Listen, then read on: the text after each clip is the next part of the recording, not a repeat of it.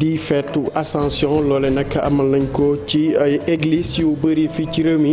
ci biir xibaar yi dinañ ñëwaate ci solo si li ko wundu ak li nga xamante ne noonu lañ ko defee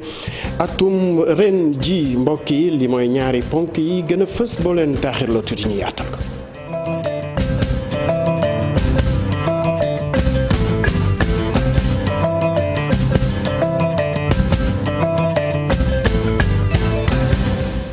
mbokk yi ñu door ak beneen jëye ba nga xamante ne nemeeku nañ ko tey ca avenue Roume foofee nag ab soxna rek moo tëbbee ci immeuble siège général bu SGBS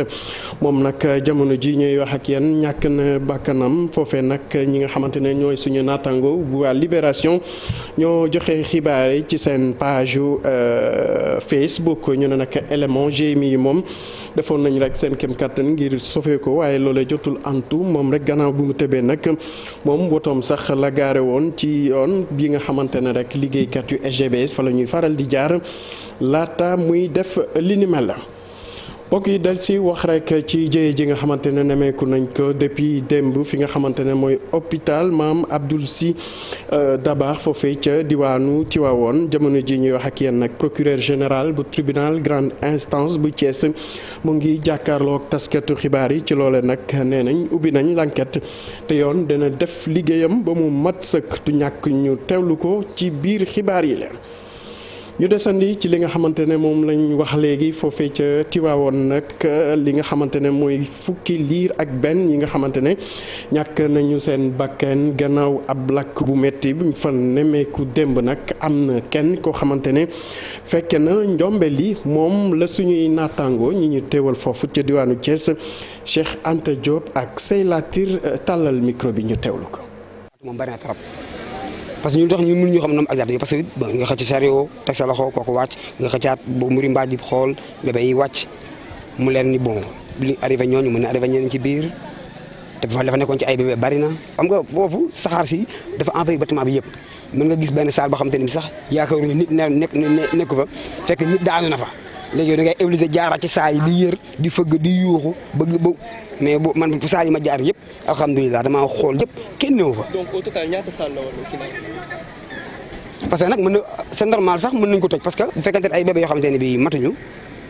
mën nañ am ñu leen empêché ngelaw di leen laal ba tax ñu tëj ko loolu c'est possible mën na nekk je suis pas médecin mais loolu mën na nekk moo tax ñu koy tëj. mais biñ ko tëjee ci biir amul woon kenn koo xamante ne mi ngi fa woon di surveiller xale yi. biñ ko tëjee non kenn néew foofu ci biir biñ ko tëjee kenn néew foofu kenn néew foofu biñ ko tëjee kenn néew foofu kenn néew woon ci biir ba foofu am na ku ne ci biir da koy ubbi génn. waaw ñu desandi ci jëye jooju xew fi nga xamante ne rek mooy hôpital Maam Abdoul Aziz Sy ca Tivaouane jëwriñ bi ñu dënk lépp lu aju ci wér-gu-yaram di Abdoulaye Diouf Sarr yëkkati na ci ay kàddu moom nag jamono ji nee na dafay xaar rek résultat yi bàyyeekoo ci l'enquête bi ñu yóbbi bu ko defee rek dina xam yan matuwaay li ñu jël ci fàttali rek enquête boobee nag ñu ngi koy jébbal ay experts yu nekk foofee ci Senelec ñu teewlu ay kàddoom ci micro Abi Faye àndoon ci ak Youssou Bara. Présenté Sénégal ci 75e assemblée générale de l'Organisation mondiale de la santé ba ma ko yëgee la suspendre participation Sénégal à un niveau ministériel changer sama réservation départ 14h fekk ma fi ma jóge aéroport jubal directement seeti sëñ Ababacar Sy Mansour xalif général des Tidianes waxtaan ak moom ba ma waxtaanee ak moom ba pare laa jubal fii ci hôpital bi dem naa xool situation bi def naa benn réunion ak ki xamante ne moo jiite hôpital bi may wax ne maa ngi jaale bu baax famille yi di leen massawu parce que lu metti moo leen dal mais lu metti moo dal Tivaouane lu metti moo dal xalif général mais lu metti moo dal askan bi yëpp maa ngi massawu bu baax a baax di wax ne nag fii ñu tollu tem xam nañ ne salle néonat bi mi ngi doon capacité am fukki bébé ak ñett la mais ba mbir mi di am fukk ak benn ñoo fa newoon fi mu nekk nii nag mënuñu ci xuus trop parce que enquête technique bi xamante ne Senelec mu ngi koy def mu war a déterminer origine feu bi danañu ko jot incha gannaaw ministre bi di Abdoulaye Diouf Sarr dañuy teewlu beneen kilifa moom nag di Amadou Yeri Camara mooy secrétaire général di SAMES di syndicat bi ëmb liggéeykat yi nekk ci wàllu santé fii ci réew mi moom nag li mu bëgg rek mooy kilifa yi jël enquête bi jébal ko ay experts yu ingénierie d'électricité ndax ñooñi gis nañ ne rek buñ ci dugalee seen loxo mënees naa am ñu am ci ay résultats yi ñu mën a jëfandikoo. Bakary Konté ak Xaali Jàmme ñoo ko tàllal micro bi. ci métit ak ci naqar parce que xam nga ñàkk ay koo doon faj rek dafa metti bu gënee nekk xale gën a metti te fukk ak benn bakken fu mu rot rek xam nga ne loolu lu am solo la ñu jaalal famille bi jaal waa Tivaouane yëpp jaal ko xalif général bi ñu profité nag remercier xalif général bi gis nañ taxawaayam ni mu taxawoo waa ñi nekk ci bërëbu fajukaay yi ni mu leen taxawoo ba nga xam ne jéem nañ def li ñu mën pour sauver xale yi nekkoon ci biir hôpital bi ñu mag lu ñu di ci ëpp mais gis nañ taxawaayu njabootam tamit ci wetu ñi nga xam ne ñoo nekk ci bërëbu fajukaay ñu ngi koy remercier bu baax a baax ñu feddali tamit sunu laaj mooy ñu def saytu bu am solo saytu bi nag comme niñ ko waxee saytu bi warul nekk rek nëppal pour ne kii moom moo waroon garder wala gardul biir yooyu non loolu lu tax loolu moom moo fiy génnee genre ñombe yi li ko fiy génne mooy ñu fexe ba nga xam ne dinañ def analyse boo xam ne dina xóot boole ci ñi nga xam ne ñoo xam électricité mu bañ a nekk waa Sénélec rek nag mu nekk waa Sénélec ak ñeneen ay ingénieur ñoo xam ne xam nañ électricité buñ jógee loolu ñu woo ñi nga xam ne xam nañ sécurité incendie mu nekk waa sapeur ak ñeneen mu nekk ay ingénieur bâtiment ñi nga xam ne daal koor yi nga xam ne yëpp soxla nañ ko ba nga xam ne dinañu wax ne lii moom moo indi lakk bi te bi lakk bi amee buñ ko defoon nii yàlla mën na def ñi seen bakken di rot du bari donc yooyu daal moom moo am solo ñu fexe ba nga xam ne bu ñu xóotalee seet bi ba nga xam ne bés bu ñu xam ne am nañ conclusion yi dinañ ko mën a jël ay tëralin yoo xam ne dinañ sauver ñi nga xam ne ñu ngi ci biir bërëbu fajukaay. ñuy desandeek lakk bi nga xamante ne moo am foofee ca hôpital bu Tivaouane loole nag ñu seen xam-xam màcc jëm ci wàllu saytu bérébu liggéeykaay yi rawatina yi yëngu ci wàllu santé ñeene dafay poser problème bi nga xamante ne rek moom la ñu nemmeeku ci ni ñuy jëfandikoo maanaam système bi loolu nag nee na foofu ñu saytu ko bu baax a baax xool ko tamit li fi indi jëye yi weesu bu ko defee li nu mel ñu fexe ba mu jóge ci réew mi Alassane Ba ak Jafara Ba ñoo àndoon ci liggéey bi. naqar wi foo ko natt weesu na ko daanaka askanu Sénégal yëpp la laal li nga xamante ni ab jéey la ju yokk ci ñu fi nemmeeku woon ci suñu système de santé ay réaction daal di jipp ñenn ñi sax di samp ay laaj bëgg a xam ana lan mooy jafe-jafe dëgg bu suñu système sanitaire. parce que nee nañu ne hôpital bi ñetti extincteur moo fa nekk ak ni hôpital bi toll ñaar ñoo si doon dox. donc ñi nga xam ne ñoo war a régler loolu fu ñu nekkoon ba bàyyi rek ba 7 extincteur ñaar rek di si dox ki nga xam ne moo nekkoon de garde nit la doomu aadama la mais benn nit nga war a gérer service boo xamante ne fukki bébé ak ñeent ñu nga fa ba fukki bébé ak benn ñàkk si seen bakkan génn àddina wuy ji seen borom loolu tamit lu ñu war a seet la. bon bu fekkente ne gars yi nangoon nañu léegi ñu moderniser seen structure kon yi du am quoi. man personnellement man je suis parti au ministère man j'ai dit au ministère que man mun naa fexe ba li am hôpitalu Tivaouane nga xam ko en temps réel Saint-Louis hôpital boo tudd ci Sénégal mun naa def ba yow en temps réel la fi xew da nga koy xam mais loolu nit bu la ko wax da nga gis ko mu nekk léegi lu am mais il refuse les avancements quoi. bu weesoo lii nga xamante ni jot nañ ko wax ñu ngi ñaawlu li ñu jàpp ni ab politisation la bu ëpp ci suñu système de santé. ñi nga xamante ne ñoom la seen xam-xam màcc ci tabax hôpital ak defar ko ba mu nekk ci norme yi nga xamante ne moom la fépp am ci àddina bi nañ ko def suñu réew parce que experts yi ñi ngi fi toog jàpp seen njàmbur ñu bàyyi politisation bi parce que politisation bi tamit daf ñuy yàqal lu bare. te pourtant jàpp nañ ne saafara yaa ngi fi. mais ils ne veulent pas la transparence bëgguñu avancement bëgguñu dara ils veulent li ñu doon nekk depuis 10 ans loolu ñu continuer di ko nekk lii mooy indi problème yi parce que bu ñu nangu woon avancement kon yëpp du am kon c'est-à-dire jamono yi ñu toll c'est-à-dire bon xëy na bon problème mënul ñàkk quoi mais luy bett nit quoi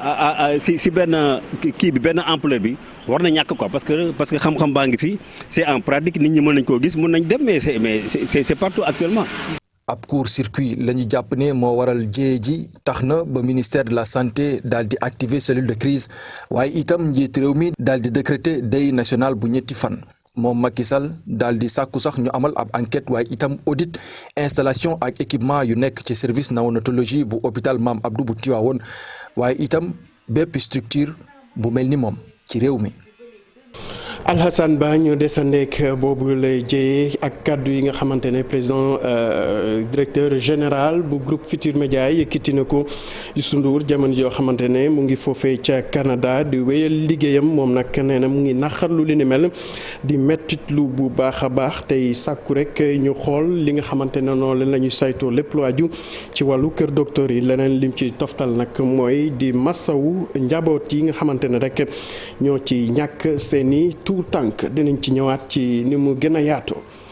dañuy desandeek président directeur général Youssou Ndour moom nag gannaaw dëddoo àdduna ki nga xamante ne mooy Ablaye Ndiaye nekkoon humoriste doon liggéey ci groupe Futurs Médias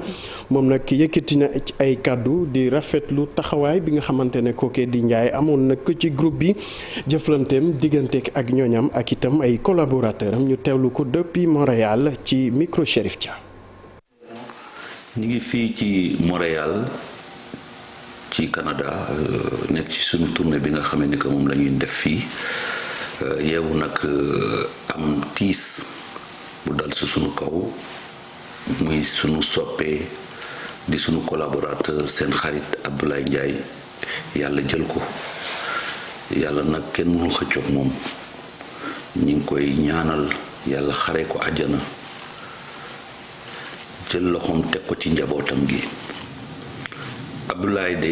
li ma ci mën a wax mooy xale bu baax la woon xale bu amoon talent xale bu daan partage la boo leen ko seetloo foo leen ko gis mi ngi ànd ak ay mbokki comédien di bégal nit ñi taxawoon taxawaay bu rafet amoon jàmm ak ñépp vraiment tiis na waaye yàlla mooy dogal te dañ koy nangu kon nag ñi ngi koy jaale Sénégal yépp di ko jaale njabootam waajuram soxnaam yàlla teg loxoom ci njabootam jërë ngeen jëf ci témoignage yi aussi yi nga xam ne que Sénégalais yépp defal nañ ko ko te il le mérite ndax loolu la fi def jërëjëf. ñu wax ci keneen ku dëddu àdduna di conseiller président wala ministre conseiller bi di Cheikh Mbacké Sakho du ko xamante ne xamoon nañ ko foofee ca palais ak jëflanteem ak way ñi nga xamante ñoo yëngu ca wàllu diine moom nag ñu ne at a ngi gannaaw bu mu amee jafe-jafe rek ci wàllu wërgu-yaram ba tax mu demoon France sax ngir faju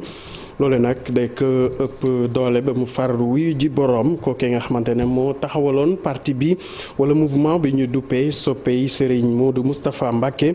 di premier xalif général des Mourides moom nag nekkoon na ki nga xamante ne rek daanaka dañu jàppoon ne moo nekkoon pont diggante réew wala sax dëkk bi di Touba ak itam palais de la République. ñu desandi ci wàllu diine ak benn xew-xew boo xamante ne amal nañ ko tey di ascension ci ay église yu bëri fii ci réew mi suñu ndaw nag demoon nañ fi nga xamante ne mooy paroisse Saint Christophe bu Yoff ngir màggal li ni mel foofee nag ñu ne catholique yi ñëwoon nañ bu baax a baax ngir màggal bi la bés loole nag sukkandiku nañ ci li ni mel ngir ñaan jàmm sax dak fii ci réew mi Marème Ndiaye ak Pape Sangone Mbaye teewoon nañ fa tey.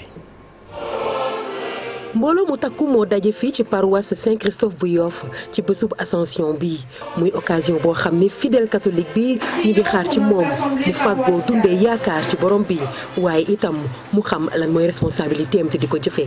tey moom ci yaakaar lañu Krista digmal dañuy boole ngëm ak yaakaar waaw di wax ni rek nañu delloo suñu xel ci yàlla waaye yaakaar boobu teggiwuñu ci suñuy responsabilité li nga xam ne ñun dañ ko war a def. di bés boo xam ni place bu am solo la Yeesu Krista dégg njabootam wi. bés bi bésub ndam la ndaxte Yeesu Krista mu di sunu borom ba mu dee ba dekkaliku ñeent fukki fan toog ak ay taalibeem daal di leen di wax li nga xam ne moom la xam jëlee ci baay ba daal di aussi dëgëral seen ngëm ndaxte ñàkkoon demoon nañ ba daal di tiit ñàkk seen ngëm daal di woyof ndaxte daf ñu won ne ci kaw asamaan am nañ fa ab xarit mu di Yeesu Krista sunu borom. Père Gomis mi ngi fàttali ni pèlerinage marial bi yegsi na te ñu ngi koy waajal bu baax waaye bu nu fàttee ñaan jàmm sax ci réew mi.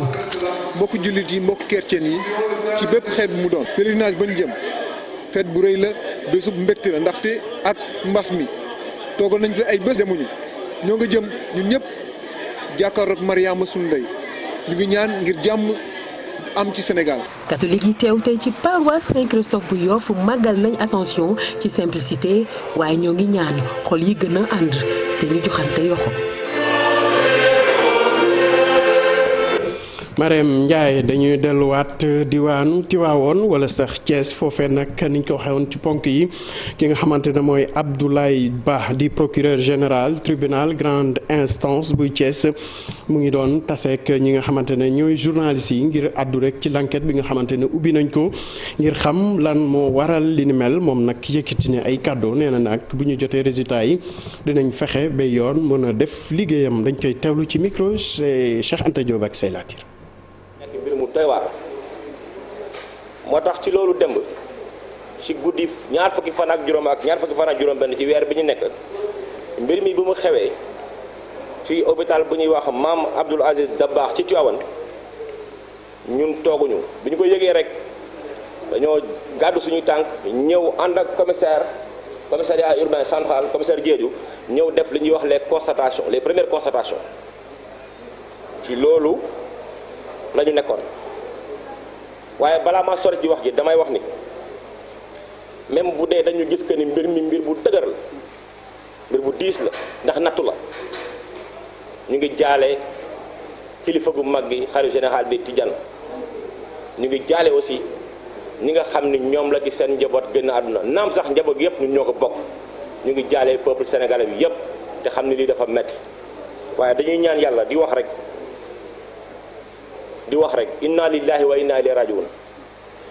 di ci yokk ne kulli man nafsin zaa'iqatul mawti kullu man alayha faanin bakkan bu mos dund di nga mos a dee yi ñaan yàlla xare suñu bébé yi yàlla xare leen àjjana ñi nga xam dañ leen tuddee ay malayka waaye balaa ñuy sori ci wax ji dama bëgg mu leer tuuti dañu nekk ci début enquête te début enquête képp ku xam enquête xam na ni que début enquête dañuy def ce qu'on appelle les constatations matérielles maanaam dañuy dem sur les lieux ñëw xool li xew l'enquête est secrète mënaguñu wax lii la mënaguñu wax lee la mënaguñu wax ni lii moo tax mbir mi am wala lii moo ko sabab dañuy bàyyi ba enquête bi pare bu enquête bi pare dinañ xam lan moo waral mbir mi jéye ji fan la jógee ce qu'on appelle l'origine incendiaire dama ci yokk ne li leer ba leer mooy justice bi mu ko yëgee justice dafa autosaisir li ñuy wax la possibilité les prérogatives d'autosaisine dañ ko yëg déplacé wu dem def ci liñ ci war a def te ñu ngi koy def waaye na leer ni justice li mu ci war a def yëpp dina ko ci def képp ku sa loxo taq ci mbir mi nga xam ne sa responsabilité dañ koy engagé justice dina ko liggéey ni mu ko war a liggéey. dañu dem Ndar géej ci ngir wax njàngale mi ñi nga xamante ne ñoo ci yëngu nag foofee ca diwaanu Ndar ñoom nag daanaka ab mbetteel lool la ñu am gannaaw li ñu nemmeeku ci seen i payoor ba tax na rek jamono ji ñoom nee nañ boo muyul dinañ banque seen loxo ñuy sàkku ci kilifa yi tamit li ñu digg woon ak yooyu la jàngalekat ñu sàmm ko bu baax a baax ci ñu teewlu liggéey bi ñu ci Ousseynou Diop defal.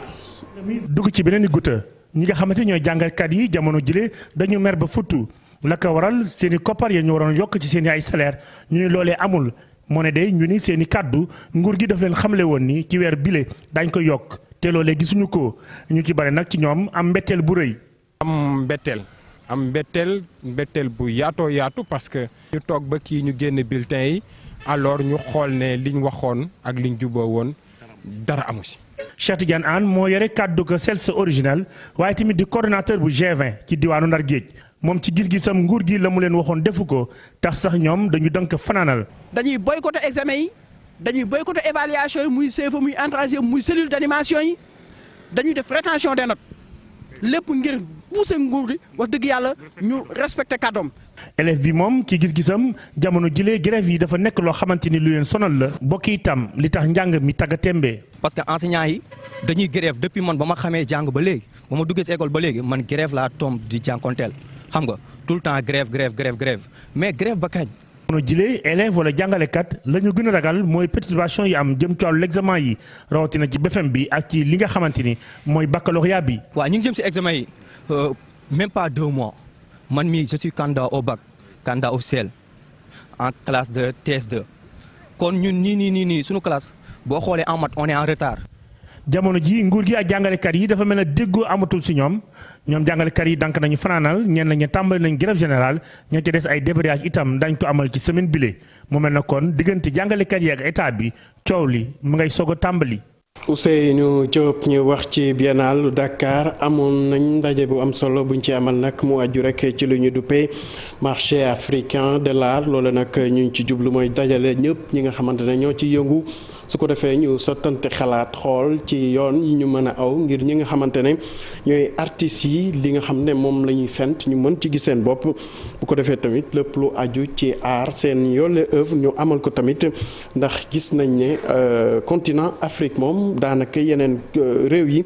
dañ leen xaw a raw tuuti ci lépp lu aju rek ci nañuy jëfandikoo li nga xamante ne moom la ñu liggéey mu aju ci wàllu cosaan ak aada. De la Biennale de Dakar. bindkat bi ne téere bi li ko tax a jóg mooy seddoo xalaat wala sax. waaw mu mel ni waaw yegg si nañ ci seen xët bi nga xamante ne moom lañ jagleel lépp lu aju ci wàllu téere ñu naan ko bonne feuille de la rédaction tey nag benn téere boo xamante ne day wax ci wàllu démocratie universelle te ki ko xaatim di Mamadou Kanibey kooke nag liggéey na lu baax a baax ci lépp ñi nga xamante ne démocratie noonu la war a doxee ci réew yi bu ko defee ñi nga xamante ne ñoom la ñu yëlif di askan wi ñu mën cee gis seen bopp ñu teewlu ko ci bile reportage. bindkat bi ne téere bi li ko tax a jóg mooy seddoo xalaat wala sax wasaare ab gis-gis loolay aju ci wàllu démocratie loolee mu duppee dictionnaire universel ñëwaat ci li nga xamante ne moo tax ñu naan démocratie. ba ma ko tàmbalee bind mën naa wax ne depuis 1989 la fanweeri at ak ñett la lii li ko tax a jóg un dictionnaire sur la démocratie universelle lépp loo xamante ne moo jaadu ci démocratie ñan ñoo ay acteurs politiques. naka la ñuy defee politique ak politique doonu nu comme neex rek nga taal sa loxo ne leader la. Mamadou Kanibey ñëw na rek ci loo xamante ne jamono ji daanaka moo indi coow rawatina la ñuy wax parité. lu jëm ci mbirum démocratie nag réew moo dégg ñu ne ña ngay coow ci ay élection bala ñuy jub élection ya ak buñ ca nekkee ak bu élection yi passé jàppal ne dañoo tegut ci yoon rek bu ñu respecté démocratie coow du am. saa boo xëyee cib dëkk nga gis mbedd mu ne nga gis ay gendarmerie taxaw fa ay takkat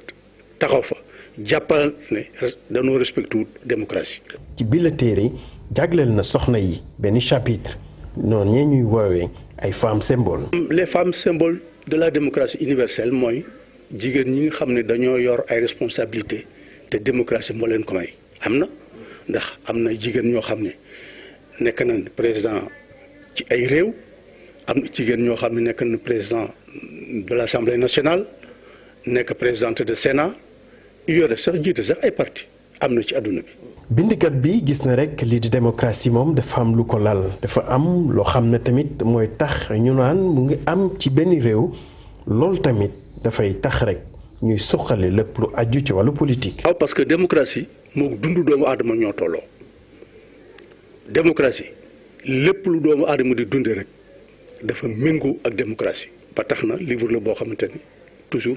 day am actualité. waaw wax nga ci violation démocratie ak hold-up. Mamadou Kanibey mi di journaliste de formation jàng tamit lu aju ci relations internationales jamono ji nag mooy meeru Ndulo ci région de Diourbel moom gis-gisam la fësal ci bile téere ci wàllu politique rawatina lii di démocratie.